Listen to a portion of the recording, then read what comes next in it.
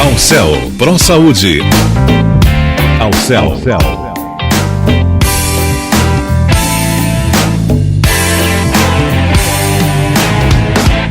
Alcel Pro Saúde. Boa tarde, amigos ouvintes. Bom demais estarmos juntos novamente numa hora inteirinha de informação, num oferecimento de Alcel Pro Saúde, sempre com você.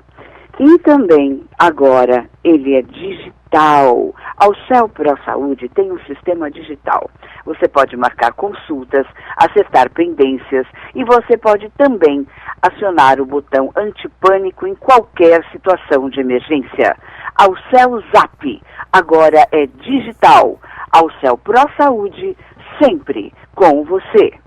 E hoje eu tenho o prazer, a grande honra de conversar com Márcia Regina Mendes no programa Alcel Pro Saúde para você.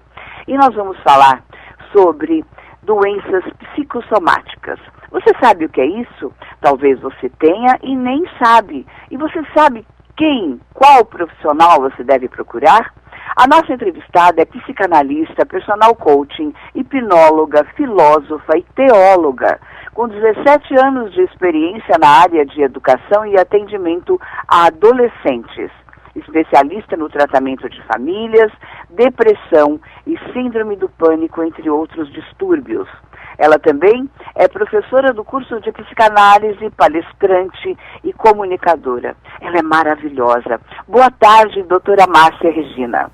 Boa tarde, querida. Como vocês estão? Estamos bem, um pouquinho gripada, já no final de uma sessão de gripe onde eu fui muito medicada, porque eu ouvi dizer que a vacina que estão dando, ela não cobre esse tipo de gripe e outros que estão vindo muito fortes.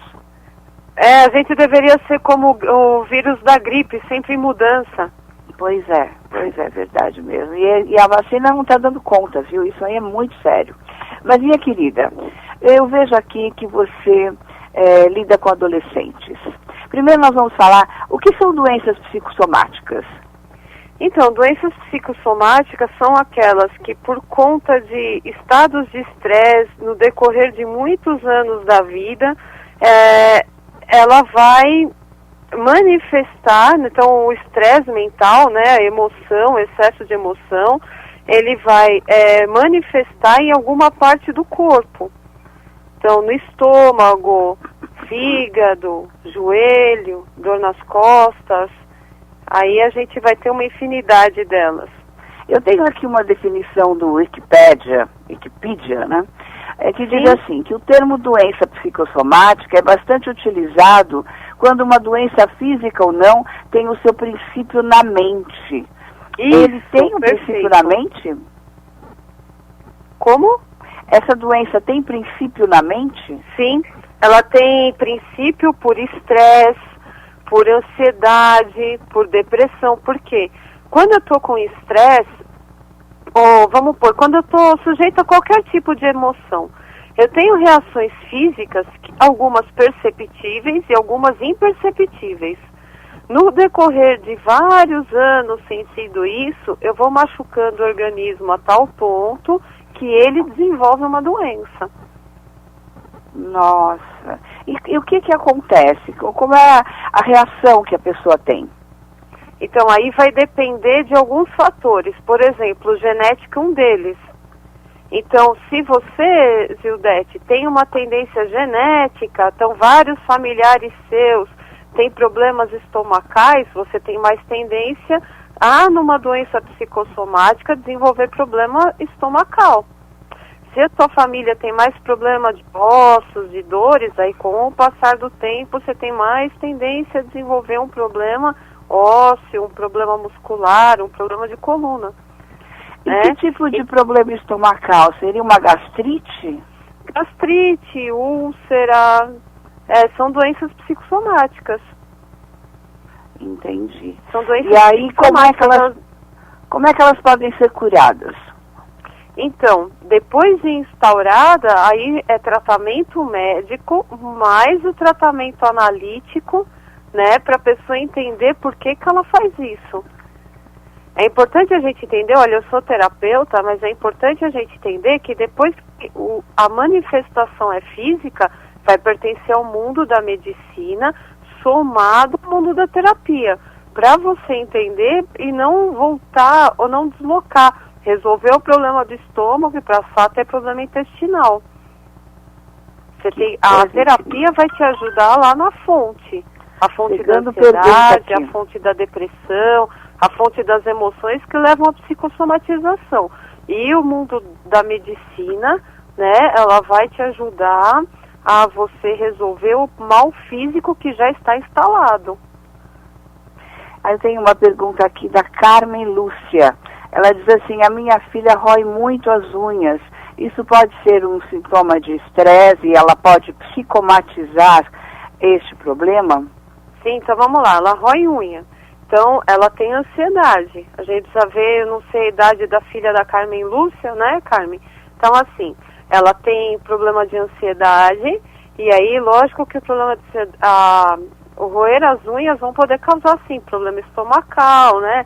Excesso de produção de gases estomacais, de ácidos estomacais. Então, precisaria dar uma analisada aí, por que ela está tão ansiosa.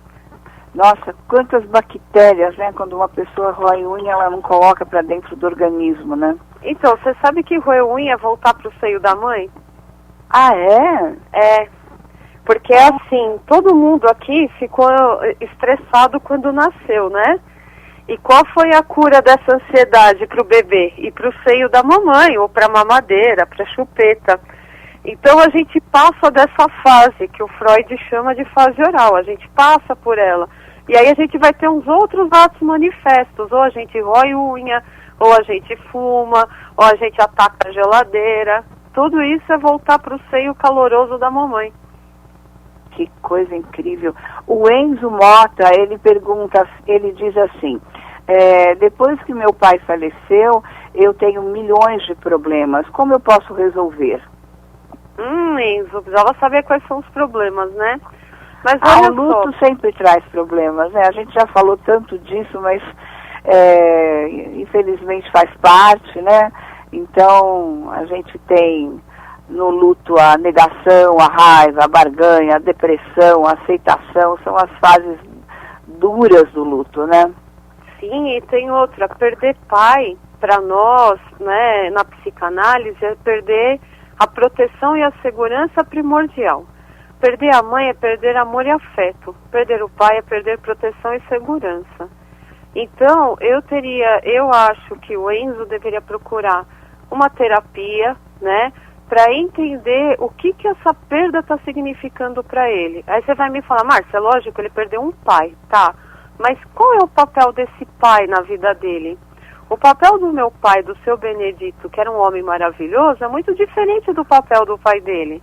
Porque cada um de nós interpreta o pai e a mãe de uma forma diferente. Então, talvez ele tenha que ressignificar essa perda, ressignificar esse luto. E aí, se a doença ainda não está instaurada, ela está sendo só manifestação psicossomática e não doença psicossomática, aí a gente consegue eliminar a probabilidade dela virar uma patologia congênita, entendeu? É mesmo, porque perder uma pessoa querida, acho que é provavelmente uma das dores mais fortes que alguém pode ter ao longo da sua vida, né?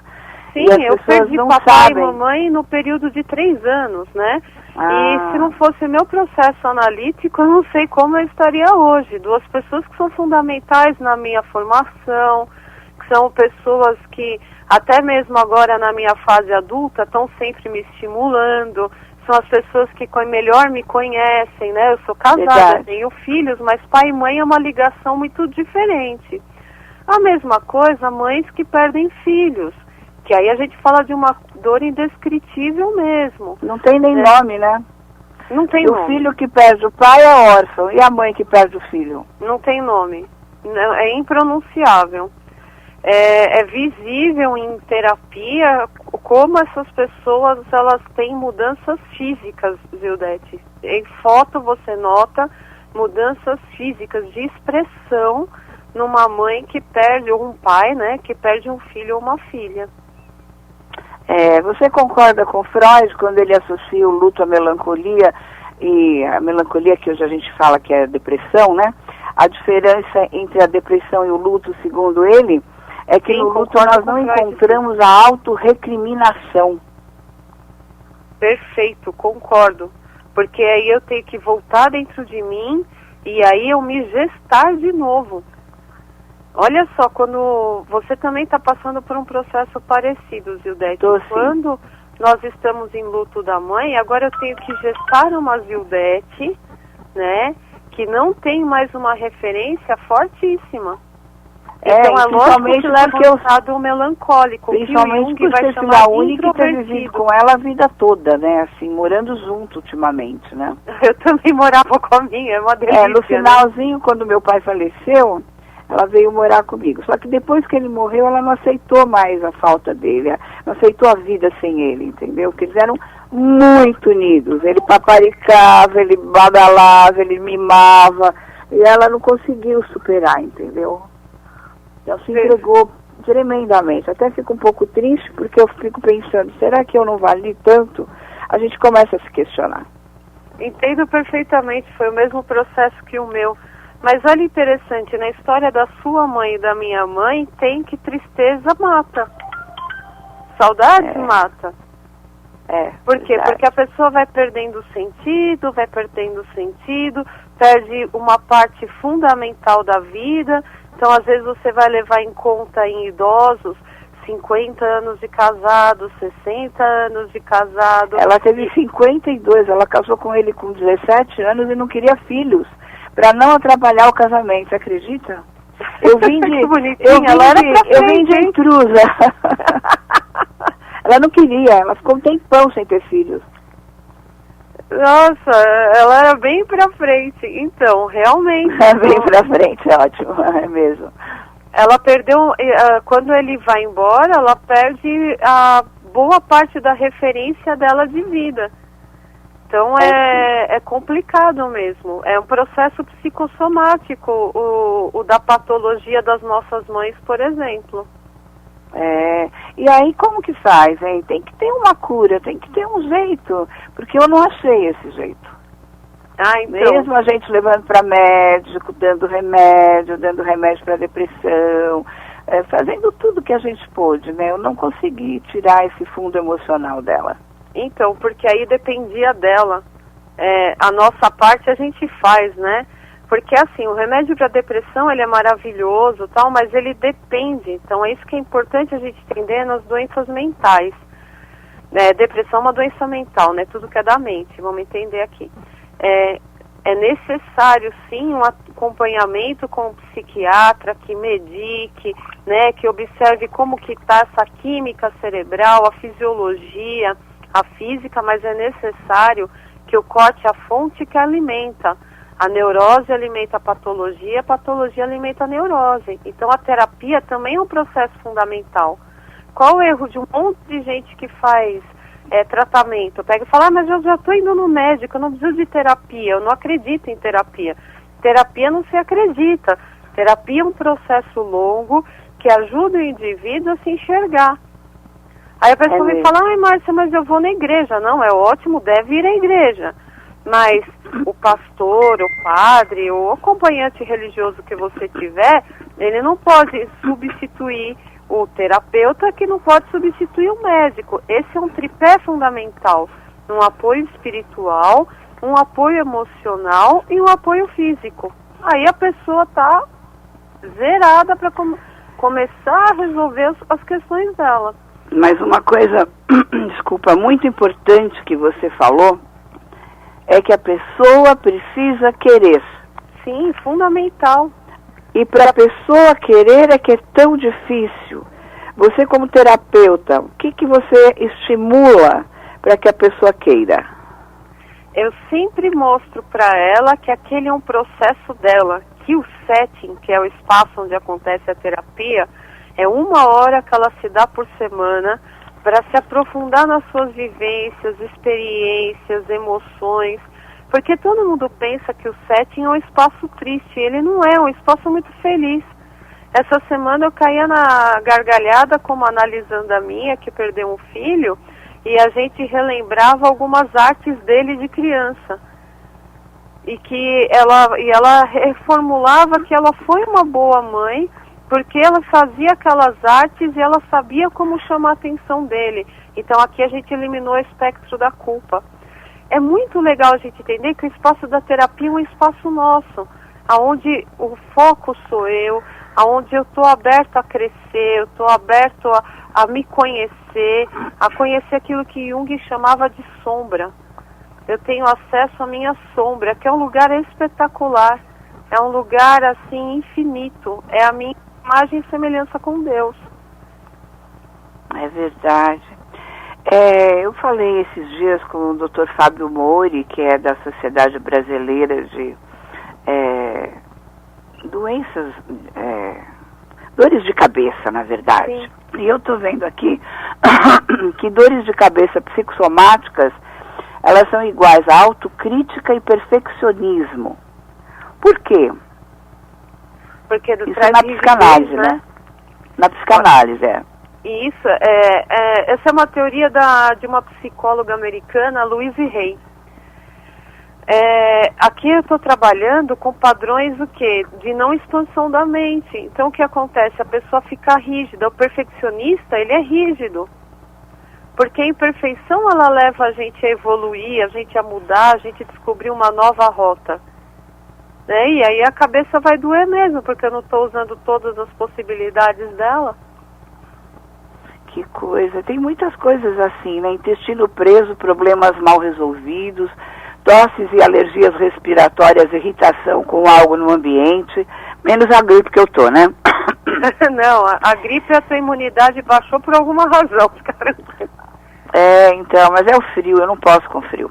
E assim por diante. Esse tipo de quadro de significados das doenças emocionais é interessante, porque seria uma saída para a cura, né? Então, ele é interessante, mas eu quero deixar um alerta, que é uma coisa que eu falo muito no curso que eu ministro. Ele é ótimo, ele é um referencial, ele não é um diagnóstico. Por quê?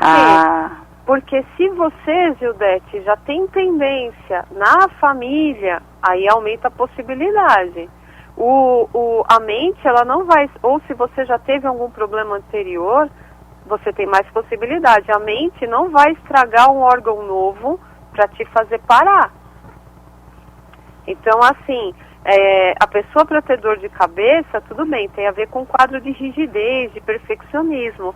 Mas se ela tem uma tendência familiar ou já era uma criança que tinha problemas intestinais, ela pode ficar com o intestino preso. Ou ter uma síndrome de intestino irritável. Porque o organismo, ele também vai procurar o caminho mais curto. Porque é para te parar rápido. Entendi. Eu falei nele, ele está aqui conosco, é uma honra ter a sua audiência, Dr. Fábio Mori, que é presidente da Sociedade Brasileira de Cefaleia. Lembrei, desculpe. Ele diz aqui, deixa eu ver o que ele pergunta. Após a morte do cônjuge, há notícias que o que ficou faleceu meses ou poucos anos depois. Após a esposa do cineasta Fellini morrer, Fellini faleceu 6 meses depois. A morte é muito dura, né? As pessoas não aguentam, não é verdade? Nossa, realmente, porque uma parte da pessoa morre, né? Quando morre minha mãe, eu morro como filha.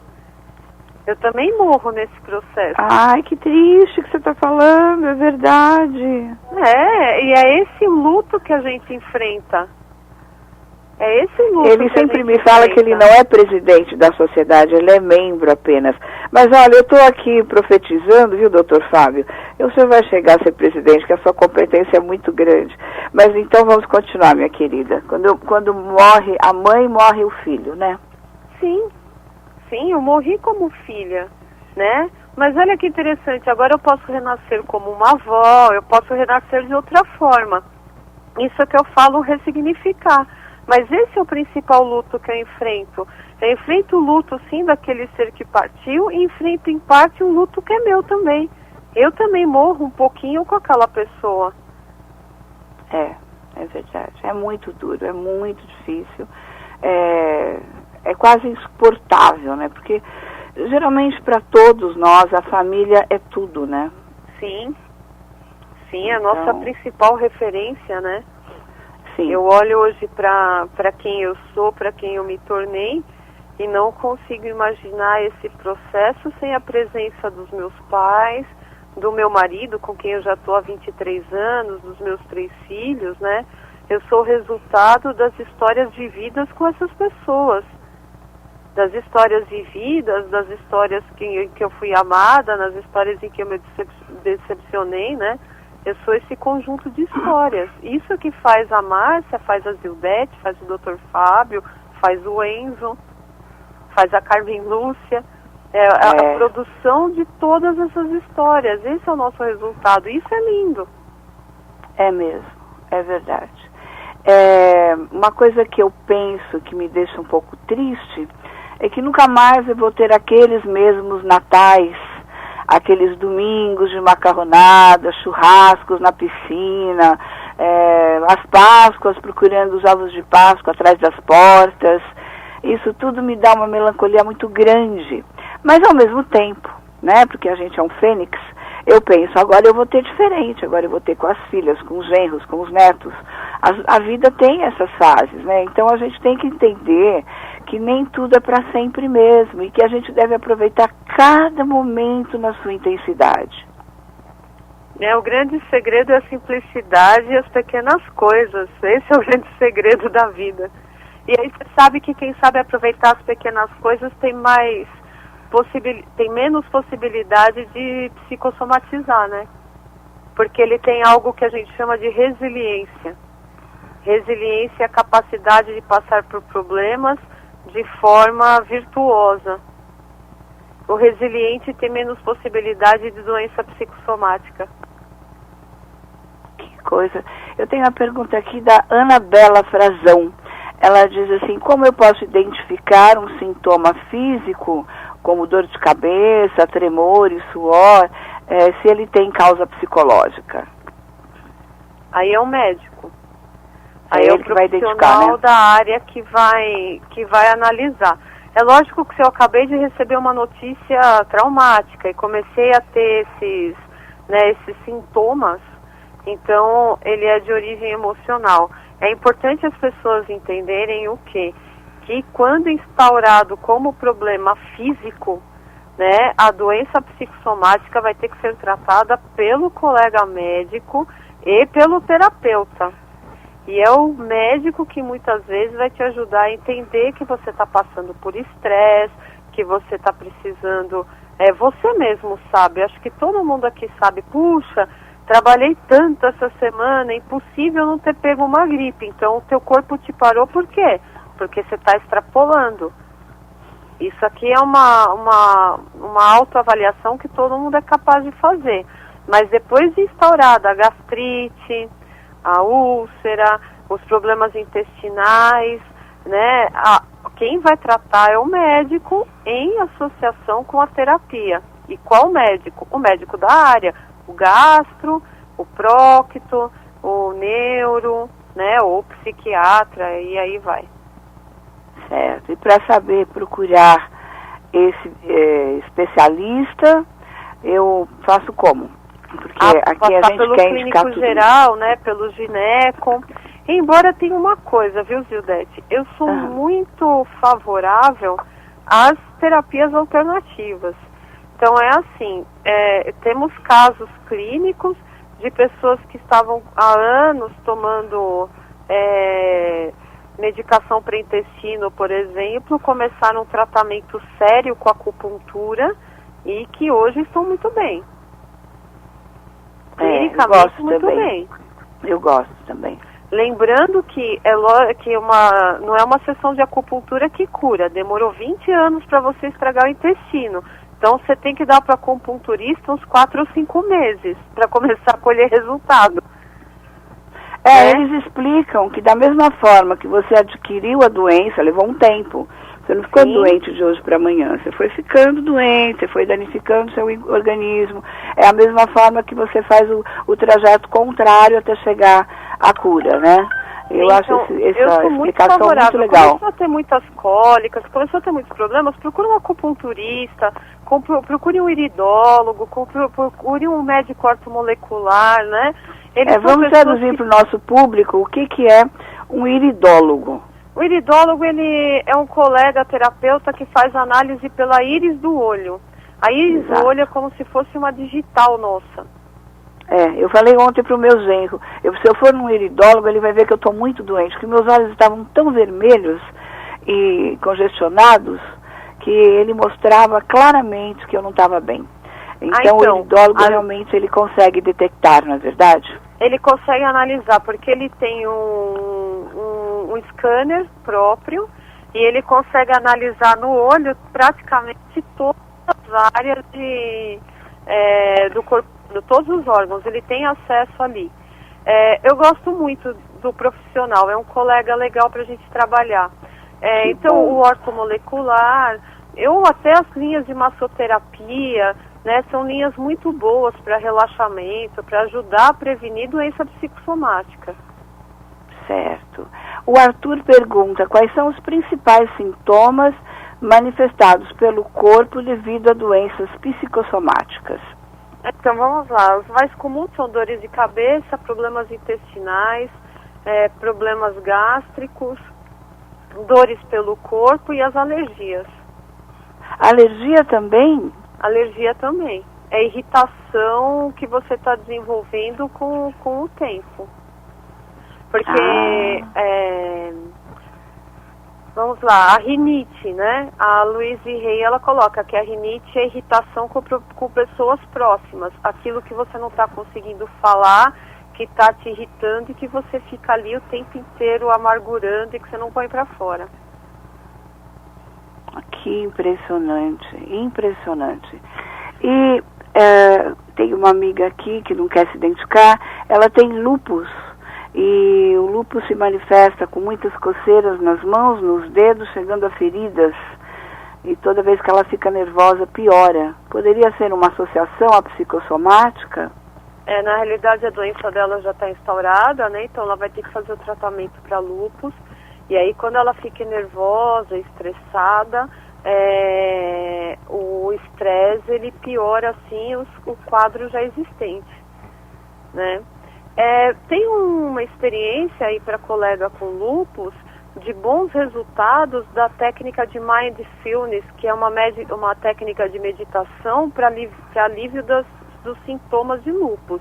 Lembrando que não substitui o tratamento médico, mas ele previne a parte psicossomática. Entendi. As práticas de meditação Mindfulness são maravilhosas, eu recomendo. O Paulo do Rosário, ele diz assim, quem não tem estresse hoje em dia, é cobrança no trabalho, é cobrança em casa, é nervoso na condução, nervoso no trânsito, falta de dinheiro, o governo aprontando, como nós vamos ficar? A parte do governo aprontando não tem muito o que fazer.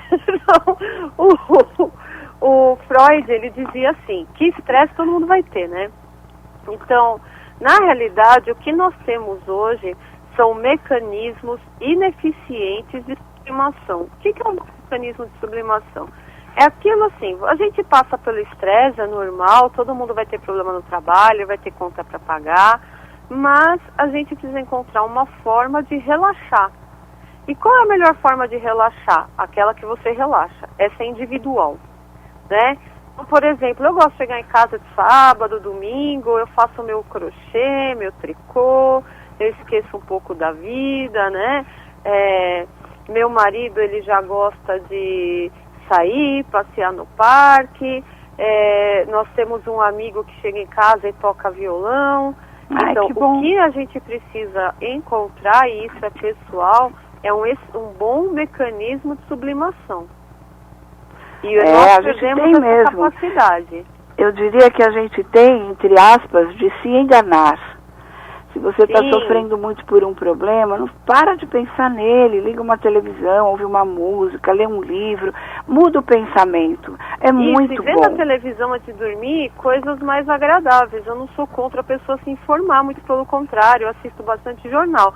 Mas você assistir jornal e ir dormir, olha a carga emocional que você está levando para a cama com você. É verdade.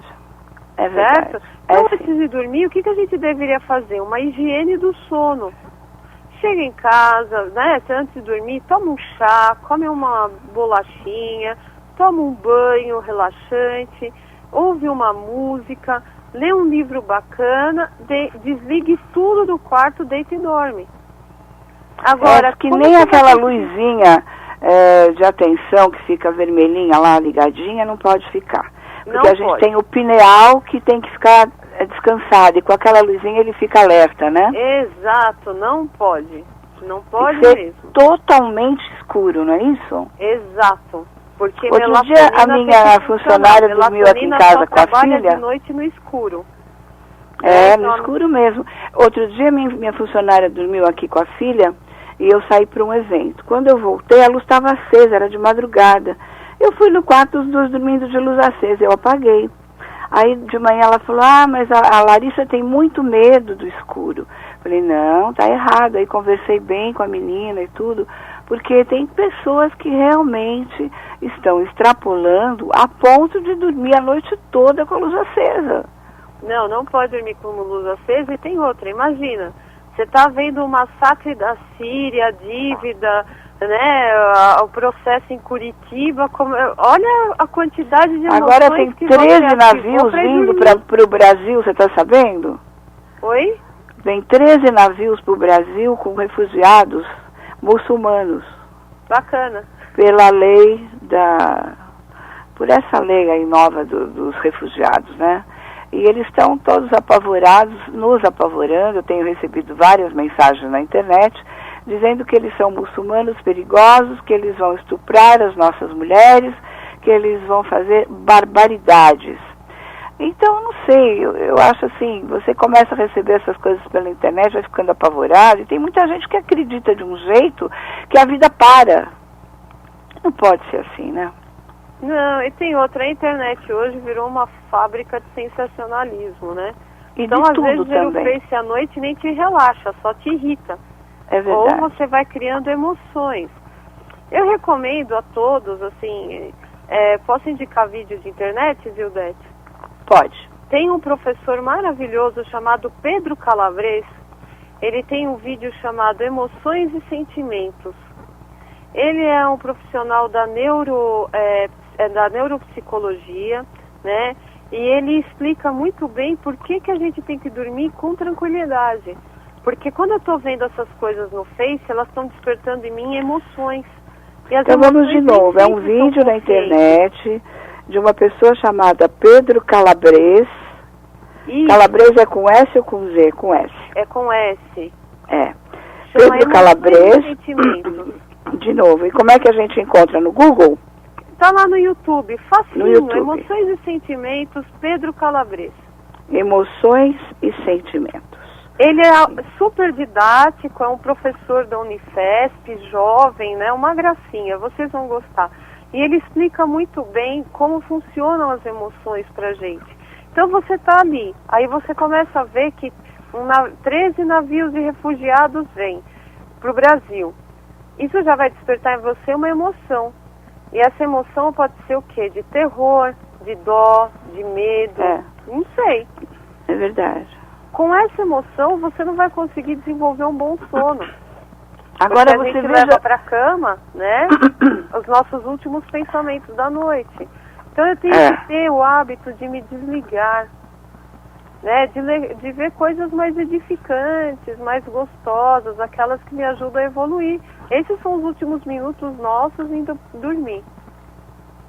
E o sono é sagrado, como já dizia a nossa avó, né? Sagradíssimo.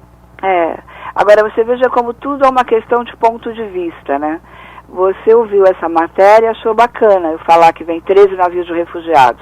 Eu também achei, porque eu achei que o Brasil é bacana de poder abrir os braços, de poder receber, tem tantas coisas para se fazer por aqui.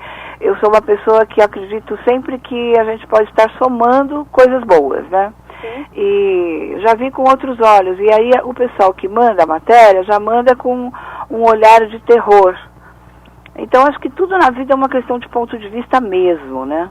Eu não sei. Esse país abriu os braços para minha avó em 1906, que era uma analfabeta espanhola. para outra parte da minha família, que são todos imigrantes italianos, abre os braços há tanto tempo. Então, assim, eu sei que a gente fala de terrorismo, mas falam dos terrores que estão acontecendo na Alemanha, na França, na Espanha, né? Eu não sei. Eu sempre prefiro ter um olhar de vista de que o ser humano é bom, que a maldade ela é exceção, ela não é... Eu gosto também, gosto bastante. Eu estou com uma pergunta aqui. O meu filho, ele tem 9 anos e ele não conversa sobre os seus sentimentos e guarda tudo para si. É a pergunta da Rosário. O que eu posso fazer com ele? Ele não fala nada. Rosário, eu preciso ver assim, né? A gente precisaria ver, primeiro, por que ele é tão introvertido. Essa é uma posição que o Jung explica. Então, crianças introvertidas, elas têm mais dificuldade de falar sobre sentimentos mesmo. Mas a gente consegue ter leitura, viu? Ele desenhando, os tipos de desenho dele, a forma da letrinha, isso dá para você analisar, mesmo ele sendo mais fechadinho. Outra coisa, por que ele tem que falar dos sentimentos? É uma pergunta só, não fica brava comigo. Talvez ele nem tenha elaborado ainda, então ele não vai conseguir falar, né? A não ser que, e tem outra coisa, a não ser que esteja acontecendo algo muito traumático na família, a morte da vovó, separação dos pais, brigas, algum problema financeiro muito grave, a maior parte das crianças vão ter dificuldade mesmo em expressar sentimento, porque são sentimentos do cotidiano. Está elaborando, ele ainda está aprendendo como lidar com isso. Então considera como normal, vê se você não está um pouco ansiosa. Eu tenho mais uma pergunta de uma mãezinha aqui, a Marta, de Bom Sucesso, no Rio de Janeiro. Minha filha sofre muita pressão psicológica e bullying na escola porque ela é gordinha. Eu não consigo fazer ela emagrecer. O que eu posso fazer para que isso não se transforme numa doença psicossomática? Opa, então já está virando, né? Porque se ela está gordinha, não consegue emagrecer, então quer dizer que ela está comendo para aliviar a ansiedade do bullying que ela tem na escola. A gente chama isso de compulsão à repetição, né? Primeira coisa, procure um endócrino, vamos ver como é que está toda a parte de hormônio dessa criança, né? Segundo, reeducação alimentar para todo mundo e uma terapia. A gente precisa ver por que ela está comendo, né? Por que ela está comendo tanto e qual o impacto. E outra coisa, a escola tem que tomar providência, né? Vamos conversar na escola também. A gente não pode ficar vendo as crianças torturarem as outras e ficar quieto. Então, ver qualquer coisa, a troca de ambiente, a troca de escola às vezes ajuda. Ajuda a criança a romper um ciclo antigo e começar um ciclo novo. Então, ela começa com tratamento médico, né, com tratamento terapêutico. A família também passar para o tratamento terapêutico é importante às vezes, para ajudar a eliminar prováveis sentimentos de culpa. Eu acho que é por aí. O Pedro Ernesto, de Mato Grosso do Sul, ele diz assim, eu acho tratamentos terapêuticos caros e o governo não dispõe bons tratamentos. Aonde eu poderia procurá-los? E a outra pergunta dele, acho que compõe essa, pessoas depressivas e ansiosas não procuram tratamento. Por quê? Porque a maior parte das pessoas acha que é normal ser depressivo e ansioso. E não é normal, né? Quer dizer que a gente está enfrentando o mundo de duas formas muito absolutas, né? Ou com uma posição depressiva, ou numa posição que a gente chama de esquizoparanoide, né? Pronto a enfrentar um tudo como se fosse uma luta, é isso que o ansioso faz. Realmente no Brasil a gente tem um problema sério com as terapias, né? Ele é do Mato Grosso, é isso? No Mato Grosso eu não conheço, mas normalmente faculdades de psicologia oferecem atendimento gratuito, né? E bons atendimentos. O pessoal fala, mas é com aluno. É com aluno, mas tem um professor por detrás, dando a supervisão, né? Exato, então, até é melhor às vezes. Nossa, eu tenho excelentes resultados, até na clínica aqui em São Caetano, com alunos assim que estão atendendo pessoas e os alunos, eles estão mais empenhados, inclusive.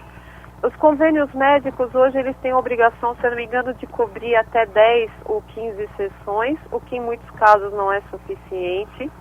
E existem os CAPs. O CAPES ele é um grande programa do governo federal, do Ministério da Saúde, que é o que? É o Centro de Atendimento Psicossocial. Então, os CAPs eles são mantidos pelas prefeituras dos municípios. Lá você vai encontrar psiquiatra, psicólogo, assistente social, terapeutas, arteterapeutas, né? E eles são atendimentos gratuitos. A fila vai depender de cada município, mas normalmente são filas pequenas, não são muito grandes. E as terapias, tem muita terapia em grupo também. Quem é aqui do Grande ABC ou de São Paulo, pode procurar a Cadmo, que a Cadmo tem atendimento gratuito de psicologia. Certo, eu tenho aqui a dica da Tatiana para ansiedade, remédio natural para ansiedade, com brócolis e alface. É um chá, 1 litro de água, um pé de alface, 350 gramas de brócolis. Ferver a água, adicionar o pé de alface e o brócolis picado, tapar a panela e deixar repousar por 20 minutos. Coar e beber essa infusão como substituto da água durante 5 dias. Olha aí, um remédio natural, uma alternativa, né? Que eu achei bacana, com a sua licença, doutora, pra gente dar aqui. Então, posso dar um que é para quem não consegue levantar da cama? Lógico. Então, olha só, uma banana nanica, uma colher de sopa que eu vou anotar para minha filha mais nova. Oi? Eu vou anotar para minha filha mais nova. Então, ó, uma colher de sopa de mel, uma banana nanica, uma colher de sobremesa de chocolate, aquele amargo, sabe? Aquele que tem os padrinhos. De sobremesa, né? Então, uma colher de sobremesa de chocolate e uma colher de café de canela. Leva tudo para a frigideira ou para o micro-ondas. Eu prefiro a frigideira, eu sou velhinha, prefiro a frigideira. E ele vai dar ânimo para a pessoa. E a pessoa toma como? Em colherada? Não, vai comer de manhã, o seu café da manhã. Ah, então vamos lá. Uma banana nanica, uma colher de sopa de mel, uma colher de sobremesa de chocolate amargo, uma colher de café de canela, é isso? Isso. Faltou alguma coisa? Na frigideira, derreteu, come. Além de tudo é bom. Ah, deve ser mesmo, hein? Que gostei. Além de até tudo com vontade. É bom. Muito dá aquele bom. ânimo. Eu atendo na média 16 horas por dia. Olha. Esse é meu café da manhã. Ele não beleza. engorda, viu? Pelo contrário do que todo mundo pensa, não engorda. Olha que beleza, porque eu estava lendo uma matéria outro dia que é muito bom comer uma fruta em jejum pela manhã, né? Então aqui já faz pra mim fruta é bom de manhã, de tarde, de noite, mas realmente não, de manhã é porque a gente tem melhor aproveitamento da frutose, né? Certo, tem verdade. sentido. Então, por exemplo, a minha avó italiana, ela tinha por hábito todo dia pela manhã comer uma maçã, antes de tomar o café. Porque ela dizia que limpava o organismo, era distringente. É verdade, limpa o sangue. O intestino. É verdade, afina o sangue, inclusive. Ela gostava muito. Tem uma pergunta interessante aqui da Maria Amália. Toda doença tem fundo emocional? Excelente pergunta, hein? Os médicos ficam bravos quando a gente fala isso. Sim, tem. A não ser acidentes, né? Acidentes esquece. Ninguém vai levar um tombo porque estava estressado, né? Quebrou a perna porque estava estressado. Sim, mas para nós psicanalistas, terapeutas holísticos em geral, sim, toda doença tem um fundo emocional. Que coisa. É de algo não bem resolvido. E aí é uma forma do corpo te parar para você analisar. Entendi. Pra você aí parar eu e fazer tenho uma autoanálise. Tem uma pergunta da Maria Emília, 2 Marias, hein? Maria Amália e Maria Emília. Quando uma pessoa descobre que tem câncer, poderá se abalar emocional e psicologicamente, fazendo com que isso psicossomatize e piore? Sim, nós temos... eu faço terapia com mulheres da rede feminina, que a gente trabalha na terapia o impacto da doença, as mudanças que a doença oferece o impacto do tratamento, né? E com excelentes resultados, viu? Excelentes resultados. Eu tenho uma analisanda que retirou uma das mamas e passou pelo processo de químio, de rádio, terapia 2 vezes por semana e fez, né, todo o tratamento, está em alta e hoje ela consegue se ver como mulher. Esse é algo muito importante, sim. Muito até para melhorar, para manter a imunidade dela bem, né? É, sim. Paulo José Greco, o transtorno de somatização é a mesma coisa que somatização? Sim, é a mesma coisa, com o nome mais bonito, com o nome mais técnico. E a somatização vem a ser a psicossomatização, é isso? Somatização e psicossomatização é a mesma coisa. Eu estou psicossomatizando, eu estou somatizando no meu corpo aquilo que eu não consigo elaborar na minha mente. O processo é esse. Por quê? O Freud ele vai dizer o quê? Que eu trabalho dentro da mente, né, com o processo de inibição e sintoma. E a inibição e sintoma constante pode levar à patologia. Ou a patologia pode produzir inibições e sintomas. Que a dor é um sintoma, a febre é um sintoma, né? Então o terapeuta, na realidade, eu terapeuta não trabalho com a depressão, eu trabalho com os sintomas da depressão. Quem trabalha com a depressão é o psiquiatra, ele que tem a competência para isso. Eu trabalho com o impacto daquele indivíduo não conseguir levantar da cama, dele não ter autoestima, isso é o que faz o terapeuta. E essas são somatizações. Não sei se eu ajudei ou se eu atrapalhei com a resposta. Não, acho que foi muito bom. Inclusive eu tenho aqui várias perguntas falando de histeria, hipocondria e gente que mente que está doente sem ter nada. E aí, eu vou fazer uma por uma aqui. A Susan Hartkoff, ela diz assim que ela sempre é condenada por querer chamar a atenção, entre aspas, porque ela é chamada de hipocondríaca, porque ela não quer ficar doente. Na realidade, ela tem medo intenso de ter doenças, de tanto medo, ela pensa tanto nisso que acaba vendo doença até onde não tem. Então, se ela tem um tratamento, se ela está mesmo doente, se ela precisa mudar alguma coisa. Então tá, primeira coisa é que é o medo de ficar doente. Isso é uma coisa que a gente teria que dar uma olhadinha em terapia. Eu sei que eu sempre remeto à questão da terapia, mas porque dar uma resposta muito pessoal no rádio é muito complicado, né? Porque terapia é um processo de investigação e não de adivinhação. Mas, é assim, quem na família, quando ela era criancinha, ficava muito doente, tinha muita atenção, né? Por que ela tem medo de se ver frágil? Essas são algumas questões que eu acho que a gente deveria analisar. Olha só, o hipocondríaco, ele é um transtorno mental. Não é o caso dela, não sei, não a conheço. Mas vou falar do hipocondríaco em geral. O hipocondríaco em geral é um transtorno mental, onde a pessoa, ou sim, quer chamar atenção, porque quando ela era criança, a única forma que ela tinha atenção da família, quando ela ficava com bronquite, com dor e tal. Então, ela acaba inconscientemente repetindo esse processo, isso que fique bem claro. Ninguém faz isso de propósito, né? É inconsciente, ela repete o processo. A gente chama de compulsão à repetição.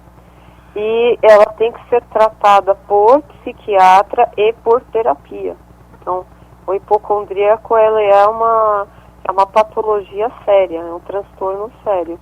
O hipocondríaco é aquele que toma muitos remédios, até sem necessidade, né? Sim, tem outra, e agora aqui. Ele tem uma vertente que é a do viciado por cirurgia.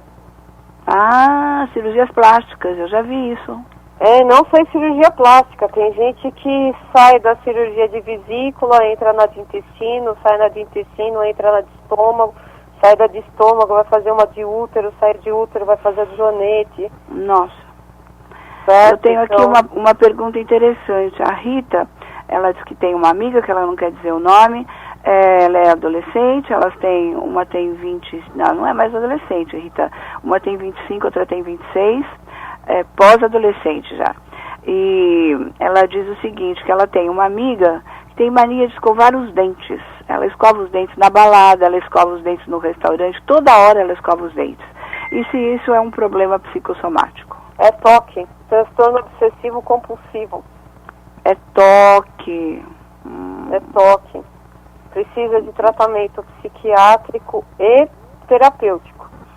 E a menina é psicóloga, hein? Ixi. Mas a gente também tem os nossos problemas. Faço terapia, terapeuta não tem alta, né?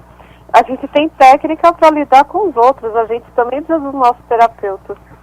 É verdade, é verdade. A gente também precisa. Então a gente escovar os dentes é um toque é um transtorno obsessivo para toque, né? Alguma coisa, ela deve sentir o dente ficar raspando, ou ela sente o dente sujo, ela deve estar sentindo alguma coisa. Não é incomum o de escovar os dentes e o de passar fio dental também, que chega a sangrar a gengiva.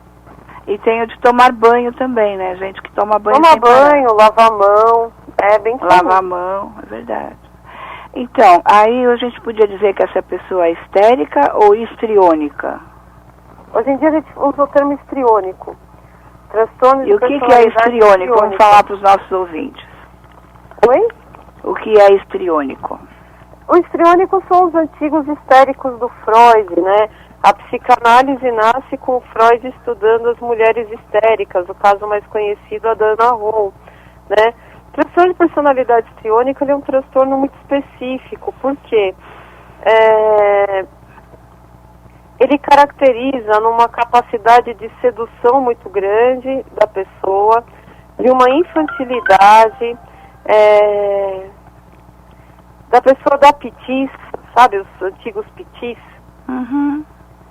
Certo, mas na realidade é uma necessidade de chamar atenção para si mesmo, ela é emocionalmente excessiva, e normalmente se manifesta na fase adulta. E a causa desse transtorno é desconhecido. Entendi. Que coisa. E aí tem tratamento? Tem psicanalítico. Nem precisa de remédio às vezes. Às vezes um tratamento psicanalítico já resolve. Mesmo porque a psicanálise, ela tem bastante instrumento para trabalhar com os histriônicos, né? Porque é um modelo que a psicanálise sempre abordou muito bem. Normalmente está associado à atitude autoritária ou muito distante de pai e mãe. E aí a pessoa precisa chamar atenção. Coisa, hein? E as pessoas que mentem que estão doentes e não estão? A quem minta e diga que está doente sem ter nada. A menina diz aqui, o nome dela é Sandra Minchens.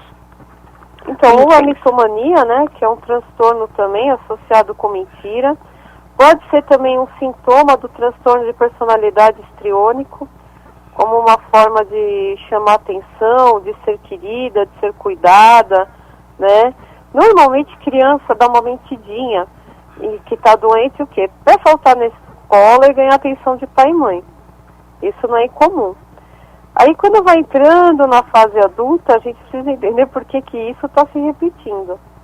Mas na criança não é incomum isso acontecer, não. Que não deixa de ser abre aspas, uma doença, né? Porque ela está tentando manipular as pessoas. Então, vamos concluir. O que são as doenças psicossomáticas e qual a diferença entre ela e somatização? Então, a doença psicossomática, ela é o resultado de anos de somatização de problemas mentais. De neurose. Qualquer parte do corpo pode ser afetada por esses problemas? Oi? Qualquer parte do corpo pode ser afetada por esses problemas? Qualquer parte do corpo pode ser afetada por esse problema, mesmo porque eu tenho que entender que é um processo que demora anos. Demoram anos para desenvolver uma doença psicossomática. Né? São anos de estresse para eu irritar um órgão. Sim, mas qualquer órgão. Depressão, transtorno bipolar e outros tantos transtornos psiquiátricos facilitam o aparecimento desses problemas? Sim, facilitam. facilitam. Tem um estudo interessante para quem quiser dar uma acompanhada, depois a gente pode até falar mais sobre isso, da relação da diabetes com mágoas. Da diabetes com mágoas. Da diabetes na fase adulta mesmo, não a diabetes infantil, na diabetes na fase adulta e mágoas. Normalmente tem caráter depressivo, a diabetes. Entendi, não sabia, pensava que fosse excesso de açúcar só, né? Que também é um dos problemas. Sim. Como se trata uma doença psicossomática e se trata a doença em si ou é feito um tratamento psicológico? Então, ele é um tratamento interdisciplinar, é feito, sim, o tratamento com o médico na parte orgânica, fisiológica, e um tratamento psicológico para a pessoa aprender a manifestar as emoções sem prejudicar o próprio corpo. Muito bom mesmo.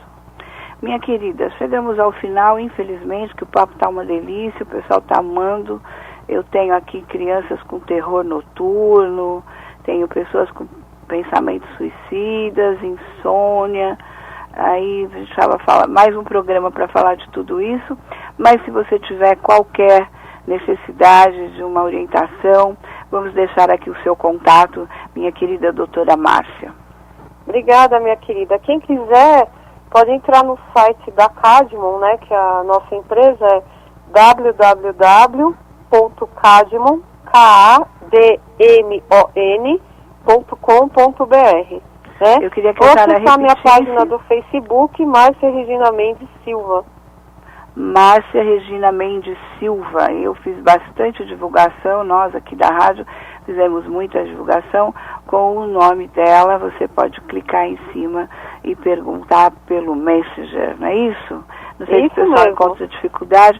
Vamos repetir então, é Cadmon, né? KADMON.com.br. Isso. Podia deixar um telefone? Do ABC, a gente chega a ter, inclusive, alguns atendimentos gratuitos, viu? Ah, que ótimo. A gente tenta ajudar onde o governo não chega. Tá ótimo, que beleza. Só podia esperar isso de você mesmo. Então, essa foi a participação brilhante da preparada doutora Márcia Regina Mendes Silva, falando de doenças psicossomáticas e como isso é grave, como tem nos afetado nos dias atuais. Quero agradecer muito a sua presença aqui, viu, minha querida? Desejar um bom fim de semana e uma semana abençoada. Para você também, querida. É sempre uma satisfação ouvir sua voz, né? Conversar com o seu público que está sempre ativo, perguntando. E a hora que você quiser, estou sempre à disposição, viu? Muito obrigada, gosto demais das suas participações aqui conosco, viu? Obrigada mesmo. Grande beijo. Meus ouvintes queridos, um beijo para vocês também. Obrigada por estarmos juntinhos aqui nessa 1 hora, foi bom demais. E agora vamos aproveitar esse sábado lindo, lindo de céu azul, esse fim de semana, agradecer a Deus, né? E termos uma semana bem linda, bem próspera, bem produtiva e realizada, tá bom? Um beijo a todos e até sábado que vem ao meio-dia com Ao Céu Pro Saúde, sempre com você. Um beijo, até lá. Você ouviu na Showtime Ao Céu Pro Saúde. Ao Céu.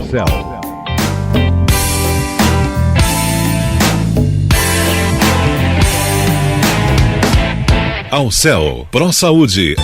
Ao Céu Zap, o novo serviço da Ao Céu. Com o Ao Céu Zap, você pode agora encontrar o médico que você necessita e marcar sua consulta. A sua carteirinha Ao Céu passa a ser digital e estará na tela do seu smartphone. Você fica sabendo das promoções e campanhas preventivas promovidas pela Ao Céu. Com o aplicativo, você pode atualizar suas pendências cadastrais ou financeiras. Além disso, tem acesso ao botão antipânico, que dispara pedido de socorro e atendimento de emergência.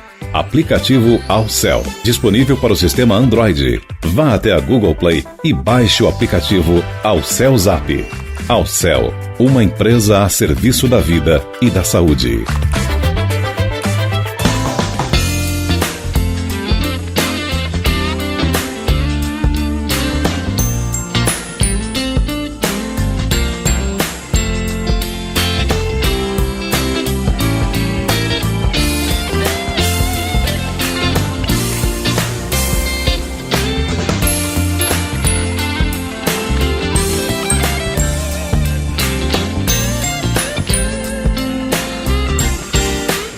Showtime Web Radio. Showtime. Watch the stars come out on Showtime. Liga na Showtime. Showtime! Listen.